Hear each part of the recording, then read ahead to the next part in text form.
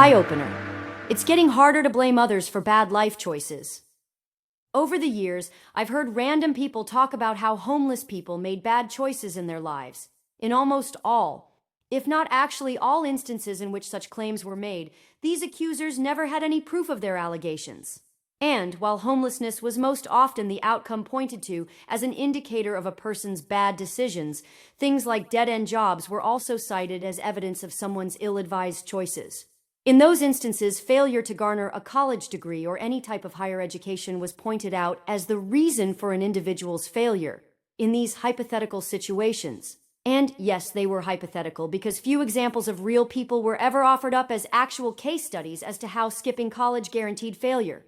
Most couldn't even offer anecdotal evidence of the claims they were making.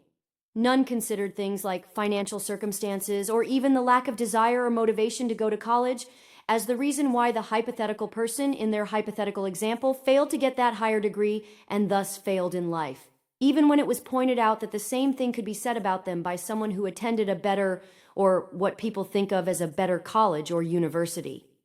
For instance, someone who went to Harvard might blame an individual who didn't go to a school with Harvard's prestige as the reason why that person isn't making Harvard graduate money.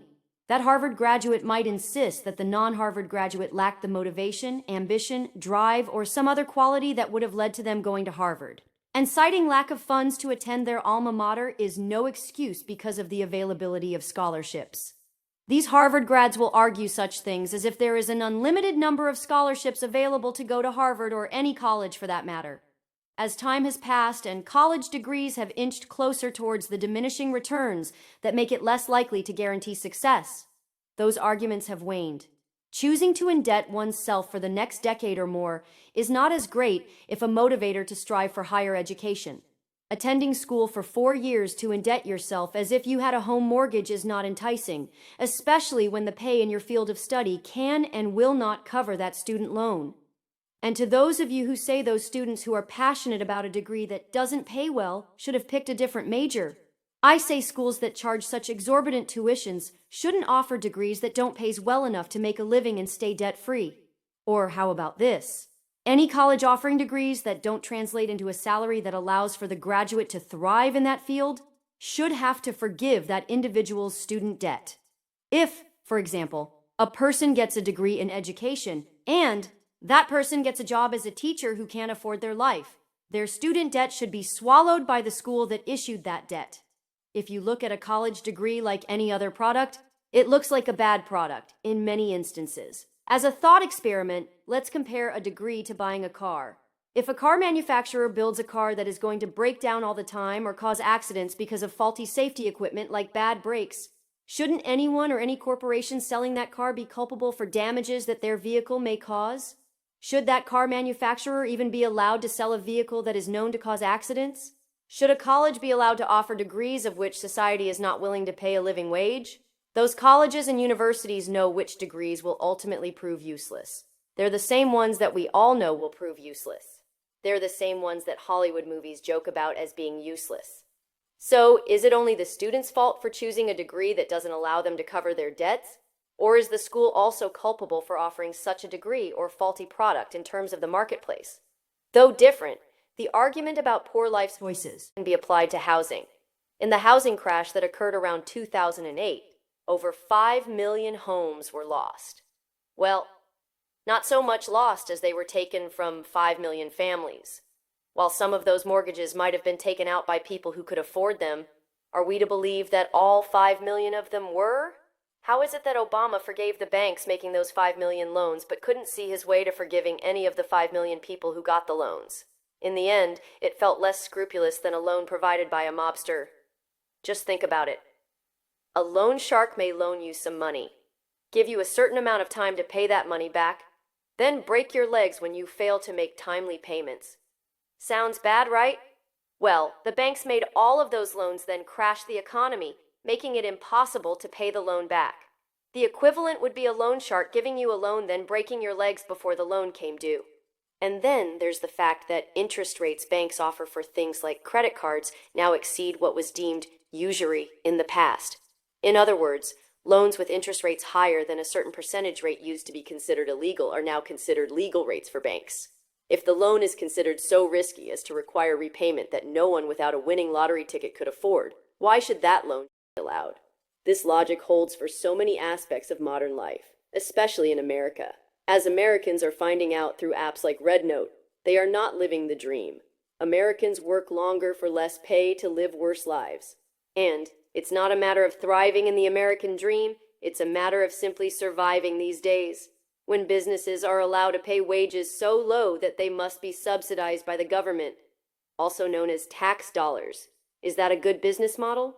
With all of the regulation put forth by government agencies, you would think that paying a living wage would be one of them. After all, how much sense does it make to allow wages to be offered that don't allow individuals to survive? When your bills are more than your pay and the minimum wage has not kept pace with increasing costs for decades, who exactly made those bad life's decisions? When corporations are allowed to outbid people for housing, which in turn drives the cost well above the range at which the average salary could afford, who's to blame? The corporation doesn't have to get a better paying job. The corporation, outbidding prospective homeowners, don't have to move to someplace that pays better, but also has a lower standard of living. The corporations are rarely held to account for their actions. Insurance companies get paid to deny you service when you need it. Healthcare systems treat symptoms but not the disease.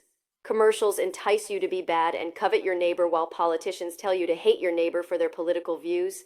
It all seems to be spiraling out of control. So what do we do now? Step 1.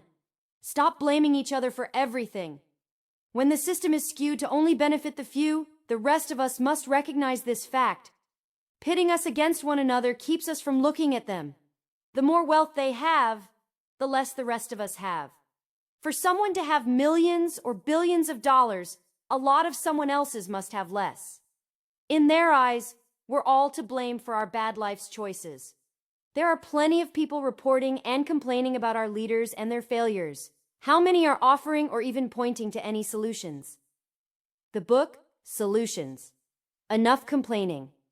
Let's Fix America by Chris Osman does and can be found on Amazon or at www.mikesonsentertainment.com. To find out other ways you're being screwed by your current leaders, check out the posts on this blog daily. Learn about the biggest and worst issues that America and its people face today. You can also check into this blog daily to hear about those issues that America and its people will face in the near and distant future. If, however, you would like to discover possible solutions to either mitigate the worst impacts of these issues or solutions to avoid them altogether, keep listening. The problems we face are not as complicated as so many leaders and news reports claim. They are man-made and are only claimed as complicated so those who are responsible can maintain control. For example, there is a persistent argument that moving government is like turning a cruise ship around. It is supposedly a long process that can only be achieved incrementally. While this may be true for laws and policies that benefit the majority of Americans, it does not seem to be so for that smallest of American minorities. When one examines the policies and laws that benefit that minority known as the elite or the rich, the speed at which those laws are passed is exponentially faster. While most of us sit on the deck chairs waiting for the Titanic to avoid the myriad of icebergs of which we seem to continually run afoul, the elite ride comfortably in speedboats. If, according to our Constitution, all men are created equal, why do the rich live quite different lives than the rest of us? Where is our speedboat? In 2018, Chris Osman wrote a book highlighting the problems humanity would face if more power, wealth, and control were funneled to a small group of individuals, groups, or organizations. In that book, Mr. Osman provided solutions, from himself and others, to the inevitable problems we would all face. In it, he also provided a means for the public to analyze, compare, and contrast the words and deeds of those we've chosen to follow against our real-world experiences. To this end, Mr. Osman provides the means for readers to disseminate information as provided by their news sources of choice, their elected officials, and any other authority they choose to follow. The book, titled Solutions, Enough Complaining. Let's Fix America offers a means to hold leaders up, not just to a higher standard than is currently accepted, but to one that will improve lives. Stop playing the blame game. Click the link below and get your copy of Solutions today.